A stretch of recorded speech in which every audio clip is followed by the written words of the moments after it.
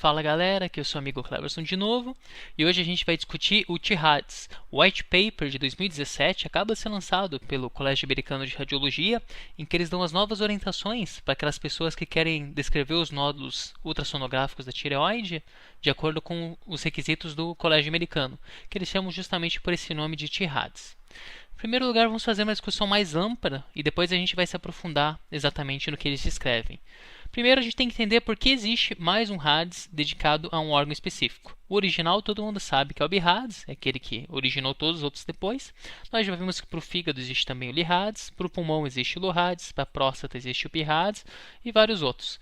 E no momento agora a gente se concentra no TIRADS, que seria um específico para a tireoide. Por que a gente vai ter que conhecer mais essa classificação? Isso faz parte de uma discussão um pouquinho mais ampla, que eu não pretendo esgotar aqui hoje, até porque ela envolve vários profissionais e ninguém chegou ainda à palavra final, e não sou eu que aspiro chegar a esse resultado. O fato é que estima-se que 2/3, cerca de 68% dos adultos, apresentam nódulos tiroidianos a ultrassom. Alguns só descobrem quando vão fazer exame e outros palpam ou têm alguma anormalidade hormonal e acabam fazendo exame e descobrindo. E por isso surge a necessidade de determinar quais desses nódulos precisam ser investigados, sofrer alguma espécie de manejo e quais podem ser simplesmente esquecidos.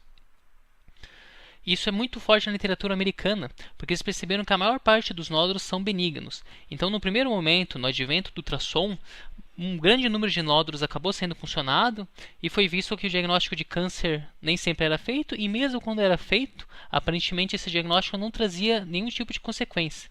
Por exemplo, hoje se sabe que a maior parte dos nódulos menores que 1 centímetro, mesmo que sejam malignos, em geral apresentam um comportamento indolente. Como a gente vai ver mais para frente, esses nódulos muitas vezes seguem uma conduta parecida com o câncer de próstata, que eles chamam de watchful waiting, ou seja, o endocrinologista ou o médico que vai acompanhar vai fazer exames periódicos para controlar o crescimento, mas a princípio não sofre nenhum tipo de terapia cirúrgica, quimioterápica ou coisa do tipo. E outros estudos mostram que 70 a 80% dos nódulos jamais trariam consequências, ou seja, a pessoa descobriu porque fez o exame, mas se não descobrisse não faria diferença nenhuma.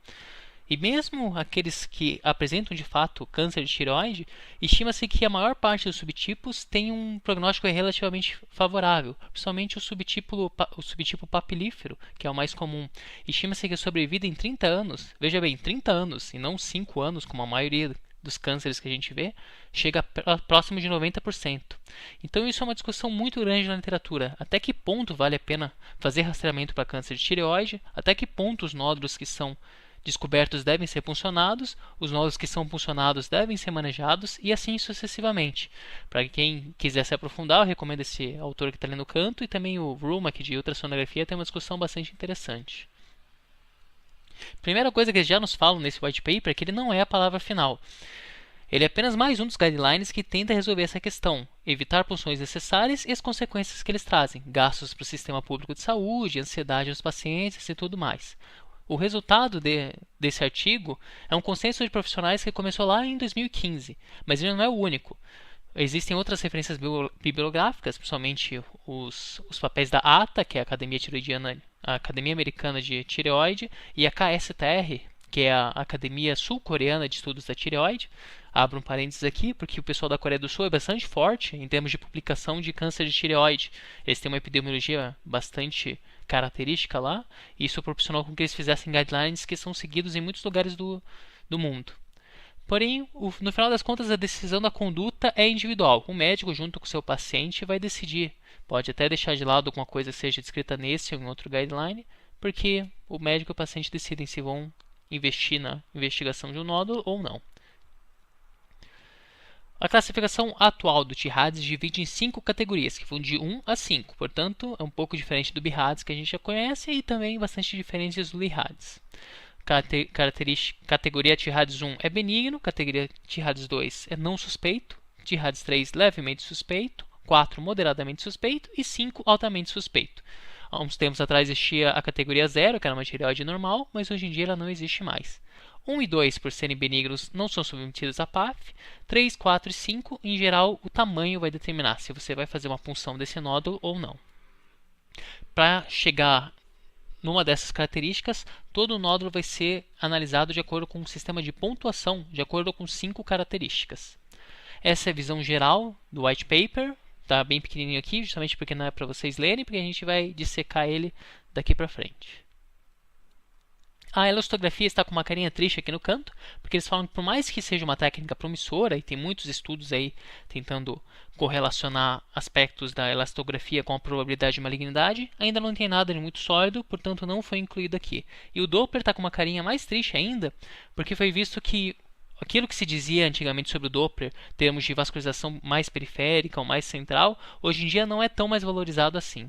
Então o Doppler hoje em dia está sendo usado basicamente para diferenciar um conteúdo ecogênico no interior de um cisto, para você saber se ele é sólido de verdade, ou seja, tem fluxo interno, ou se é apenas debris ou um conteúdo relacionado com coloide.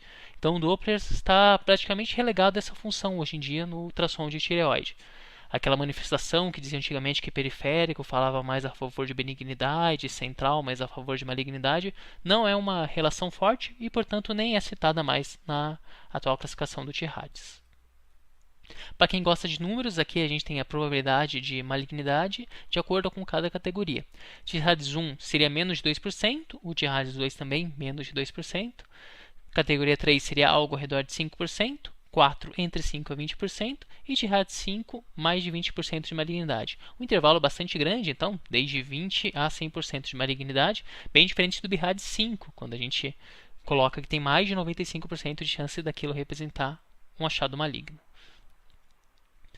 Vamos falar um pouquinho de tamanho rapidamente, porque vocês vão ver que o tamanho é uma característica fundamental no manejo desses nódulos.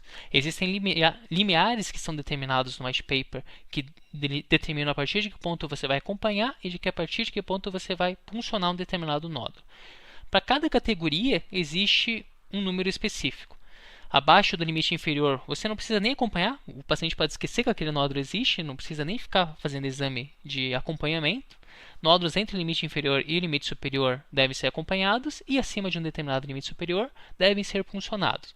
Existem valores específicos para as categorias 3, 4 e 5, porém existe uma regra geral que é até um pouquinho mais fácil de guardar. Então quem quiser se concentrar só nesse número aqui é uma forma mais simples e segura.